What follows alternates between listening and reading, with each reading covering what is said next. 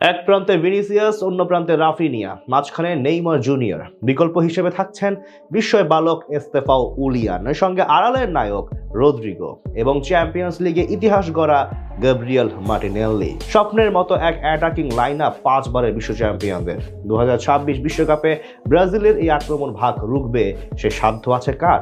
ব্রাজিলের স্বপ্নের মতো সেই আক্রমণ ভাগের আরও বিস্তারিত থাকছে শ্রাবণ অনিকের কাছে। ভিনিসিয়াস জুনিয়র, তাকে নিয়ে নতুন করে কিছু বলার নেই। নিজের দিনে কি করবার সামর্থ্য রাখেন এই সুপারস্টার তা পুরো দুনিয়ার জানা। রিয়ালের আরেক তারকা রদ্রিগো, যাকে বলা হয় আড়ালের নায়ক, যদিও মাঝে খেয়ে হারিয়েছিলেন, তবে ম্যান সিটির বিপক্ষে নিজের সেরা ফর্মে ফিরেছেন রিয়াল তারকা।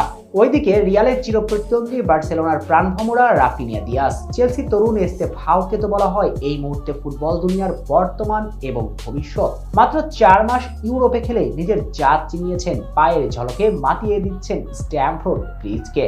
চেলসিতে আরেক ব্রাজিলিয়ান জোয়াও পেদ্রো ফর্মের তুঙ্গে, রিচার্লিসন ধীরে ধীরে নিজেকে ফিরে পাচ্ছেন। ইংলিশ দুর্গে আরেক ব্রাজিলিয়ান গ্যাব্রিয়েল মার্টিনেল্লি করছেন বাজিমাত। আর্সেনালের ইতিহাসে প্রথম ফুটবলার হিসেবে চ্যাম্পিয়ন্স লিগে টানা 5 ম্যাচে গোল করেছেন গ্যাব্রিয়েল মার্টিনেল্লি।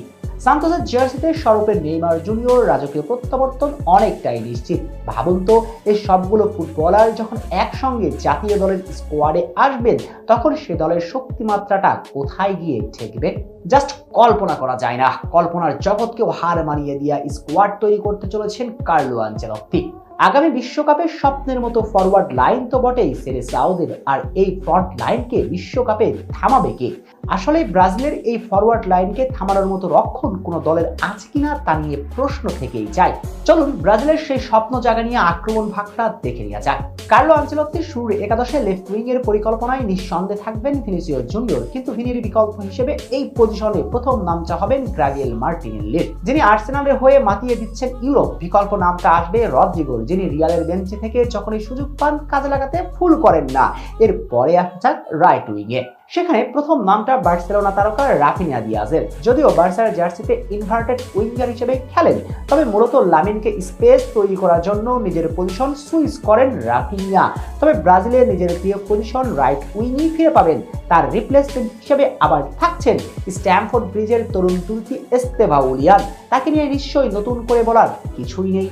মাত্র ইউরোপে এসে নজর কেড়েছেন, নিয়মিত আলোচনার খোরাক হচ্ছেন, আর বিশ্বকাপে এস্তেভাও হবেন দলের সবচেয়ে ইম্প্যাক্টফুল ফুটবলার। এই অ্যাটাকিং লাইন আপে নাম্বার 10 রোলে থাকছেন নেইমার জুনিয়র, যার অপেক্ষায় বসে আছে ব্রাজিল ভক্তরা। নেইমার রিপ্লেসমেন্ট হিসেবে থাকবেন ম্যাথিউস কুনা, যিনিও ম্যানচেস্টার ইউনাইটেডে বাজিমাত করেই চলছেন। আর সেন্ট্রাল ফরওয়ার্ডে থাকছেন একের পর এক তারকা নাম, জও পেদ্রো থেকে শুরু করে রিচার্লিসন। সব মিলিয়ে স্বপ্নের ফরওয়ার্ড লাইন ব্রাজিল দলে। এই দলটাকে আসলে থামাবে কে?